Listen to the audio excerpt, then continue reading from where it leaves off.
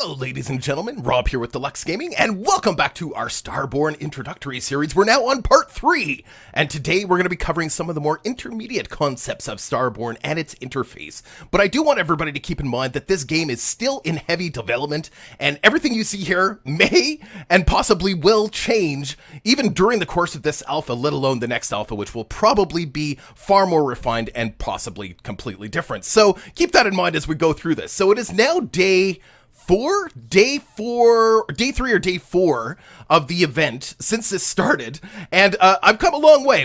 I've done quite a few things along the way, but I'm kind of in a good place where I can show you some of the more intermediate things. We're still not at a place where we can attack other players because there is still this ESA protected thing over top of all of the other players, including myself. ESA protection will last for 7 days since the moment you started the game, so nobody can attack you for those first 7 days, but after that, it's a free-for-all, and it gets pretty crazy. So anyway, let's take a look at our empire and see how we've grown since we began. As you remember, we just had this one little lonely station. Well, we've come a long way. We've grown pretty substantially. This station is now level 4, and we've actually got 3 other stations currently built. We've got one over here, Kaleport. We've got one over here, Emerald Hollow, and I just founded a new station just south of my other station right here called Tourmaline's Respite. And we're going to go over building outposts and the way that you build outposts, like the layout of your outpost around your base, and how important it is to plan ahead. First things first, let's talk about what I've already got built here. We have currently a trade station, a trade outpost, and we have a Stargate. The Stargate increases the speed of all non-combat vessels, yes, only non-combat vessels, by 20% per level of the outpost. So it's very important when you're placing your Stargate to be sure to place it right beside your star base. It would be kind of silly to have it out here when most of my vessels are coming out of my star base. Notice it does have a range on it of 1 hex, so anything else that we place within that range will also get that speed bonus. They only have to pass by within that radius. Now,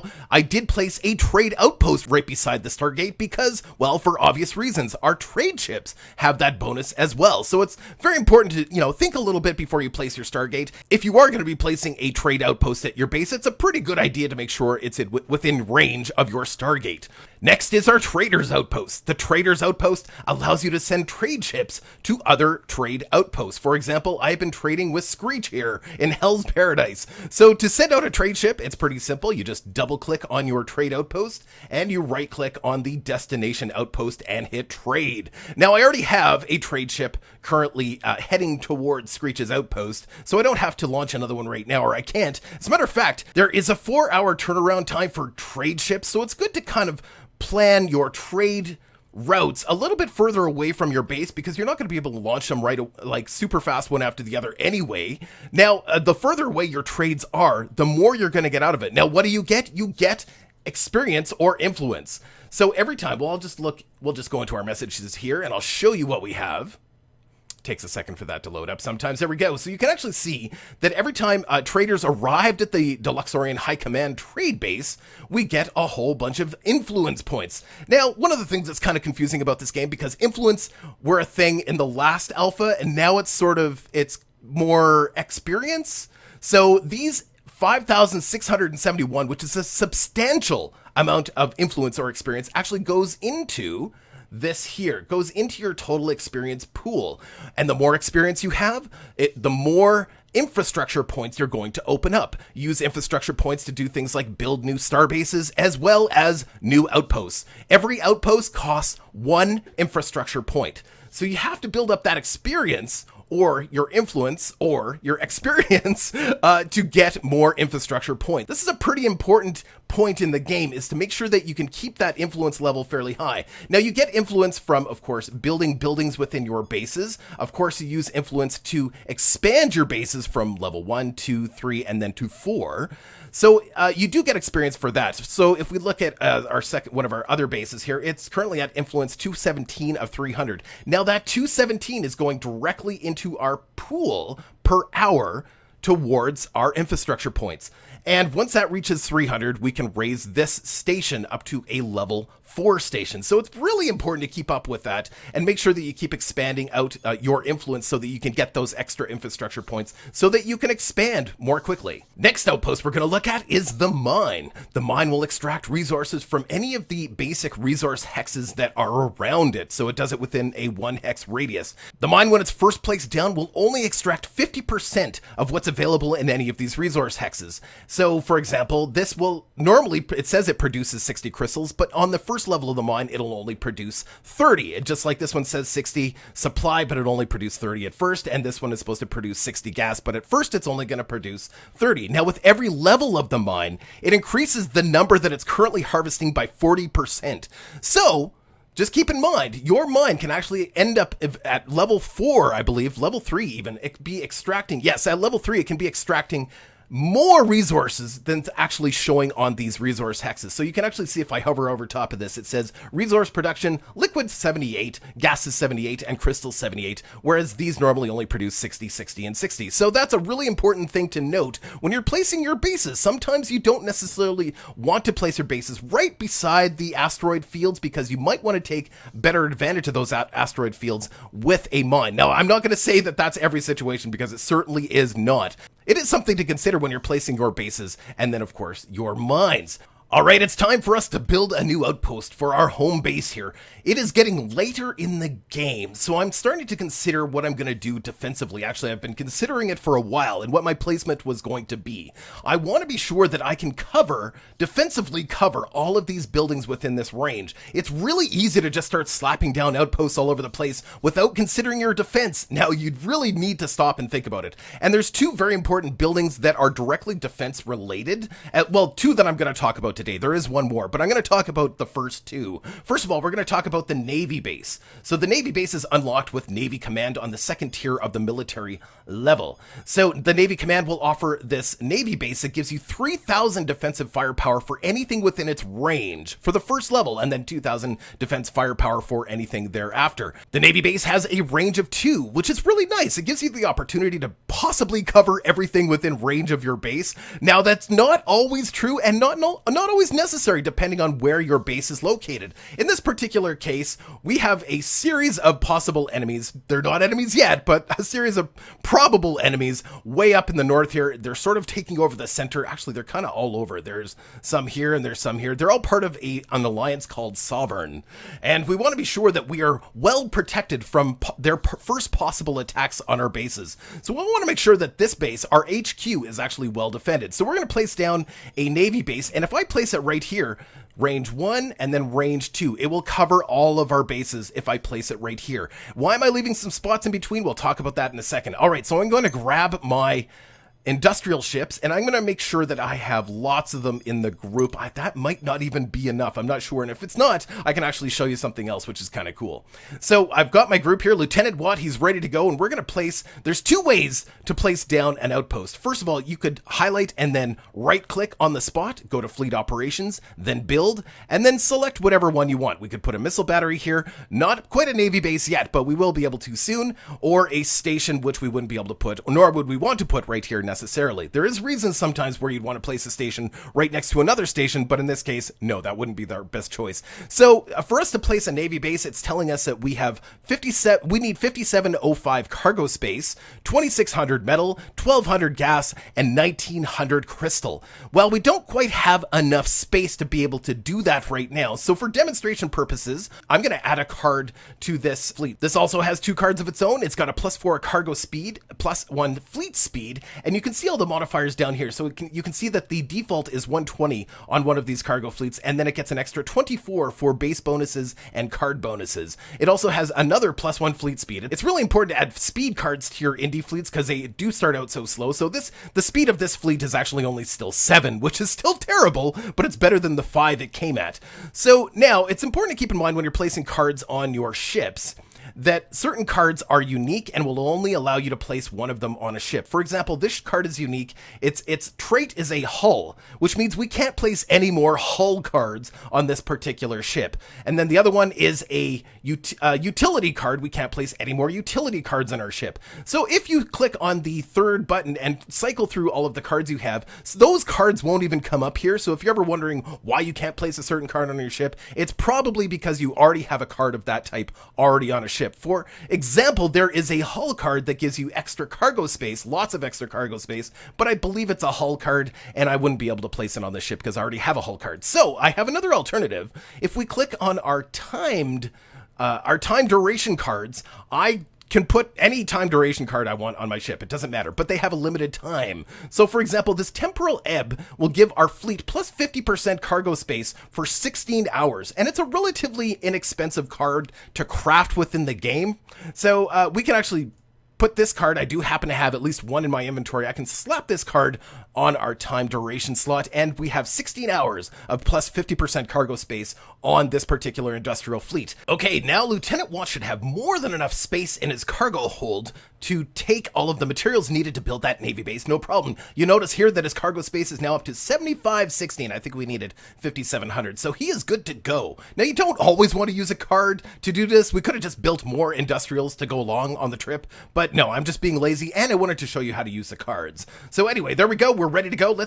I'm going to show you two ways to plant down a base. Of course, I showed you the right click. Make sure that your industrial is highlighted. You can right click, go to Fleet Operations, Build, and then of course we can build our Navy base that way.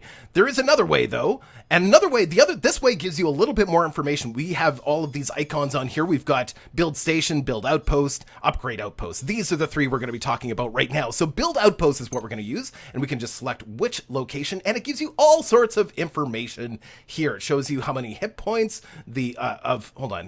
Yes, it shows you how many hit points, outpost radius, what the radius is of the base, the signal interference, a whole bunch of information that you might not otherwise know. And it also shows you how much cargo space it's going to require, which is 5705, and all the different materials you're going to need, even how much supply the station is going to use once it's built. So we're going to build it this way. I very rarely use this method. I usually use the right click method, but away we go. There we go. Perfect. He's on his way. It's going to take him like 8 minutes or something. We can go to our movement screen and take a look. Yeah, so it's going to take him 8 minutes. But, oh no, we've made a mistake. We haven't made a mistake, but I want to show you what happens when you make a mistake and how you can fix it. Within the first couple minutes of launching a fleet to a destination, there is something you can do to bring them back. Now, if you miss those first few minutes, you're hooped. There's nothing you can do. But if you catch it within the first few minutes, you can actually cancel the orders of the fleet and send them back home. So we're going to do that just to demonstrate how that works. We're going to hit the cancel button. And what's going to happen is it's going to show that it's coming back from that destination, but it's not actually coming back from that destination. It's just, it shows that they're coming back from the end of the destination. It always does that with all of them. I don't know if that's a bug or what that is, but it's still Alpha 6, right? And then they're just coming home. So it's a quick way. If you make a mistake, if you send out a fleet, you can always hit that cancel button within the first couple minutes. If you miss that opportunity, if you miss that tiny little window to bring that fleet back, of course, then there's nothing you can do. So we brought our fleet back. He's almost home. There he is. And we're going to do that again. We're going to do it the right click method. We're going to go Fleet Operations, Build, Navy Base, and off they go. So it's going to take about 8 minutes for them to arrive. We'll just wait until they're back, and then we'll talk about some more stuff. Okay, our Navy base is about to go up, and just to recap what it costs us to build that Navy base, it was a bunch of materials like metal, gas, and crystal, as well as some supply. And we're going to talk more about supply in a few minutes here. And it also cost us 1 infrastructure points. And you can see that we've got 8 right now. It automatically deducted 1 when I set that ship in motion. So we're down to 8. We had 9, now we're down to 8. So there it is. The Navy base has been placed. Isn't that beautiful? What a beautiful building. I just love it. Feel the power. Feel the cosmic power. Yes, this fully operational battle station. As I said before, this will add 3,000 defense to anything within its radius. You hover over top of it, and you can see that radius. See, it's a radius of 2 hexes. So it's protecting our Stargate, our trade base, and our mine. So now that our Navy base is up, let's consider some more military buildings. Let's go to our buildings menu, and let's take a look at the guidance system. So opening this up will open up something called a missile battery outpost. And that gives everything within a 1 hex radius around it, plus 2,000 suppression firepower. Now, eventually, this building the missile battery can do a little bit of damage, but mostly you build this for suppression firepower. Well, what is suppression firepower? That prevents ships from doing anything during combat rounds. So the missile base can be quite handy, especially in the early game. In the late game, maybe not as much, because there's a card that you can get, or multiple cards you can get for ships that will allow ships to be immune to suppression. But at the beginning of the game, near the beginning, when we just leave ESA protection, the missile base is actually an excellent defensive outpost, and we're going to build that right about here. The reason I'm going to build that here is to protect our Stargate and our trade post. Now, it does say, if you look on here, it does say that you can build 2. Now, by default, you can only build 1. The only way that you can build 2 missile outposts is if you get a card, and I don't think I have that card, but we can certainly look at it briefly just to show you. This is, by the way, this is the inventory system. This is great. So this is currently showing all the cards that we currently have in our inventory. All of these we acquired from missions. The search engine is fantastic. So if I go missile, of course, it'll show me anything that's related to missiles. So graviton missile, this one has missile battery lethality and stuff like that. But I don't think I actually have the card right now. But we can also go show all cards. And we can go missile. Okay, so now it's showing all cards that have missile in it. And as you can see, there's this here, the Quantum Gyro. We have 0 copies of this card, but it would allow us to have 1 extra missile battery for our station. It also adds plus 10% missile battery lethality. So instead of just 2,000 suppression, it would also give those missile batteries an extra 200 damage, I believe. I'm not entirely sure on that, but I'm pretty sure. So yeah, you can always attach one of those to your bases if you have the room to get 2 missile batteries. So the way I place my Navy base is in a way that I can place 1 missile battery here to protect these 2 buildings, and probably later on, we're probably going to add another missile battery here, or at least leave this spot open so that I can place one here, because I want to put some shipyards down here. And if I put a shipyard here, as well as have a missile battery here, I would feel pretty good about that, I think. So I might even consider putting my missile battery on this side to start, and then save this one as an open spot for later. I don't know. I haven't quite decided what I'm going to do with that. I just wanted to give you an idea of how to plan your tactics. And once again, remember that the missile battery only has a range of 1. So placing it here right now is probably the best choice, because it'll cover more buildings. But later on, I might want to place another one here, or even move the missile base that's here over to here if I don't want to have 2 missile bases on this station, so that I can place a shipyard here to build heavier ships like the destroyers and the dreadnoughts and stuff like that. Okay, let's talk about supply. Supply is otherwise known as liquid or labor. It uses all 3 of these terms within the game, so it's important to note that liquid, supply, and labor all mean the same thing. So it's that number down here, and it's got the little person there. So currently we have 4 out of 870. That means we have 870 currently in use by various buildings and outposts and ships. So every ship, outpost, and building will use a certain amount of supply or labor. So now we're down to 4. Well, what do? Well, we can't really build anything else otherwise and leave this as is. Otherwise, we're going to be completely out of supply. So one of the things we can do, of course, is build these living quarters, or life support, or air filtration. All of these will add a certain amount of labor to your building. So you can actually see here, it says we currently have 74 station labor with this building, but it would give us 100 station labor, opening up another 26 labor for us to work with. So that's one way. And of course, in the long term, you want to build these buildings up as high as they can go, because you're going to need all that labor, I guarantee it, for ships, because ships also use labor. So you'll notice we've got Commander Atashu currently has 195 ships in his fleet. So we can actually, holding down the shift key, we can use the mouse wheel button to scroll that down and remove some of those ships from that fleet. When we unselect it, you can see that the amount of ships has been reduced and the amount of supply we have has been increased. That means, so for example, if we wanted to add more ships to Captain Krause's scout fleet, we can go over here and add more ships, and you can see that the supply changes accordingly. It will get to a point where you're not going to be able to supply all of your fleets from one station. This is very, very important. As a matter of fact, if I send Commander Atashu if I deploy Commander Atashu to my other station over here using the deploy feature, which actually just stations him at another station, not only is he still using the supply or the labor from the Deluxorian High Command, it's actually going to cost more supply because he's not at home. The further you are away from home with a fleet, the more supply or labor it's going to use. So there's a pretty good chance if I move Commander Atashu over to this station right here, we may actually run out of supply supply and be in the negative. When you're in negative supply, ships travel slower, they have virtually no defensive rating to them, and everything is just terrible. Anyway, so a lot of bad things can happen if you run out of supply, so it's very important to keep track of that number here. If you are out of supply, I'll just show you what happens. If you do run out of supply, everything turns red. It's pretty easy to notice, so you can actually see that these guys are all out of supply. So if I actually sent Captain Watt to go build that missile base right now, it would take him probably, even to go 1 hex, it would probably take him 4 or 5 hours just to get here. It's ridiculous. If you're out of supply, you've got to fix that problem. Otherwise, everything kind of grinds to a halt.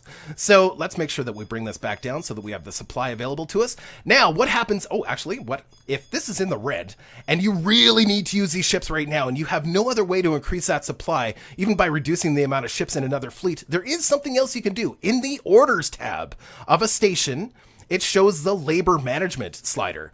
Now, this slider is where you determine how much of your labor is going towards production and how much of your labor is not going towards production. So it's, as default, it starts towards production. And we can actually move this slider, taking people out of our production, reducing the amount of materials we're producing per hour, and putting it back into supply. So that's another way, in an emergency, in a pinch, that you can get some of those people back. It is my recommendation to keep this at 0 if you possibly can, because of course that does affect how many materials you're getting per hour, and find another way to fix that problem. But like I said, in a pinch, if I really needed to, I could go like this, get a little bit of supply back, and then send Captain Watt on his mission to go build the missile battery, which I want right here, and we're going to send him right now. There he goes. Woohoo!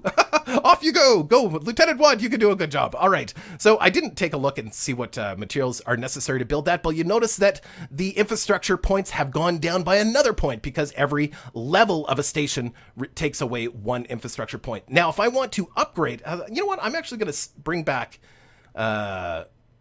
Mr. Watt here because I want to demonstrate something else, and I'm going to put my orders back up to 0, or my labor back up to 0 here, and we're going to go to our fleets. We're going to reduce the amount of ships in Commander Atashu's fleet so that we have a little bit of supply left.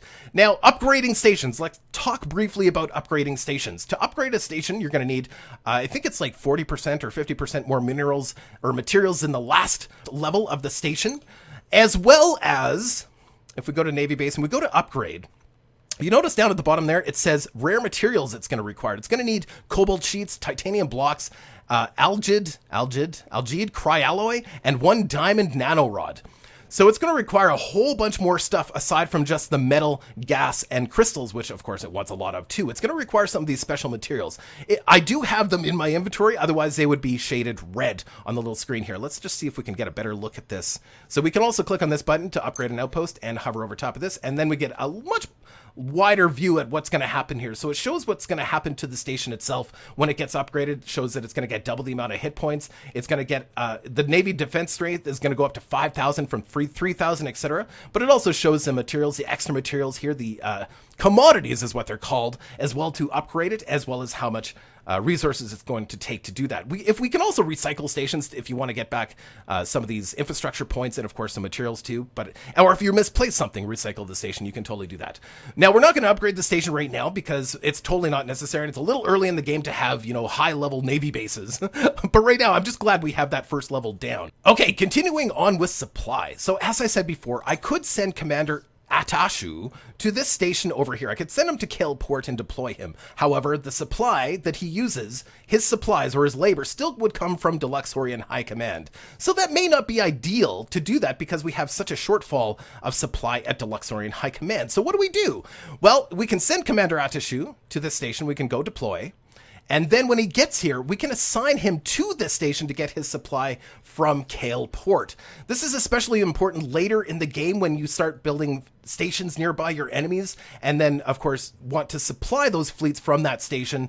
So you want to change basically the supply ownership of the fleet to the new station. So I've already got a couple fleets here so I can demonstrate this. So both Captain Fisher and Captain Brooks actually are still being supplied by the Deluxorian High Command. Now, Captain Fisher, of course, that's 10 supply points that I'm actually still taking from Deluxorian High Command. And I want them to come from Kale Port, because you may notice here that Kale Port has an enormous amount of supply compared to my home base there, compared to our HQ. So, Captain Fisher, I want to assign you to Kale Port. So, when we right-click on Captain Fisher, it opens up their more in-depth menu here. We can do all sorts of things. We can disband the fleet. We can assign more ships to the fleet. We can use this little thing to assign and take out ships. I can click on this to reduce the amount of ships in the fleet, etc., etc., etc. Put our ships back in hangar, all that stuff.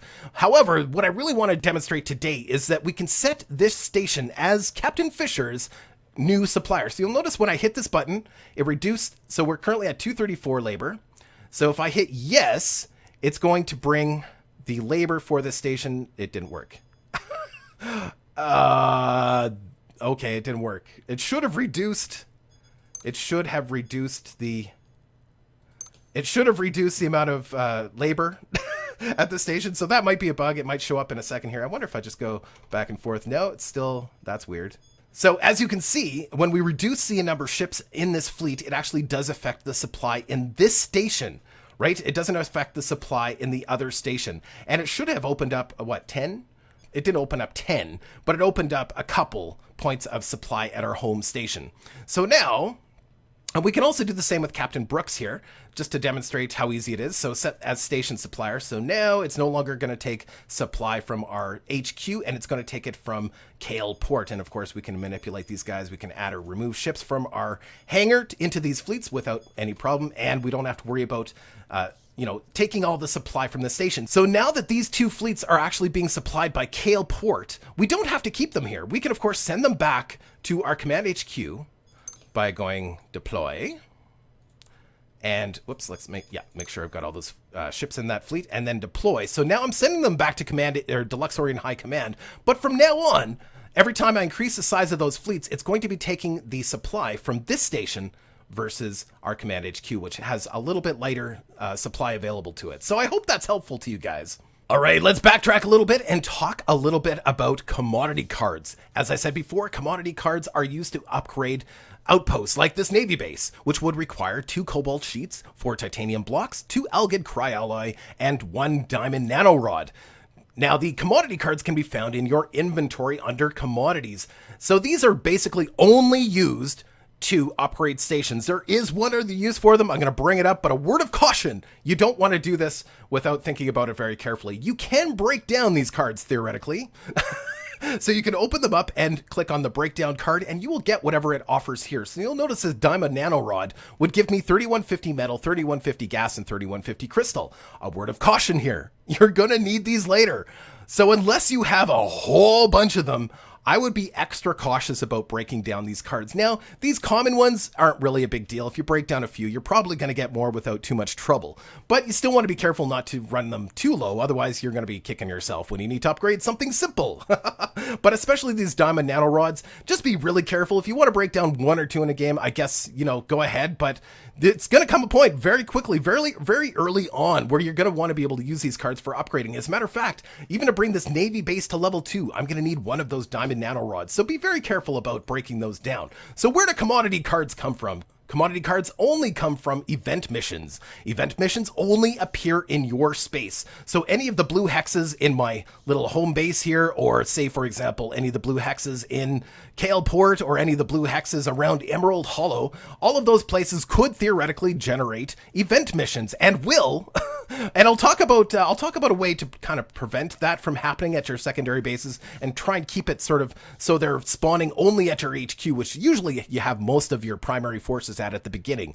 So event missions are just like regular missions in that they have requirements, and you have to meet those requirements before you send out a fleet, and then you can do the mission. So for example, this one here, I don't think we talked too much about missions last time, so we'll go over it really quickly here. So the requirements for this mission is it requires 1 offense or defense fleet. So so corvettes are an offense, patrols are a defense, frigates are a defense, destroyers are an offense. So you got to make sure that they are the right type of fleet. In this case, it doesn't matter whether it's offense or defense, so I could pick either one. I couldn't use a scout to do this mission because a scout is not considered offense or defense. It's a recon, right? So I'd have to use for example, this Corvette fleet, which I just click on, and then boom, it meets all of the requirements because we have 2,928 offensive firepower in this fleet. We'll just take a closer look at that. You can see all this information here, and of course, these are totally moddable stats. You can adjust them with cards easily enough. So for an example, on this fleet, we have a laser cannon on this fleet, a laser cannon card, which gives every single ship +4 offense firepower. Very nice, right? And then we have, of course, a smuggler's hold, which gives this fleet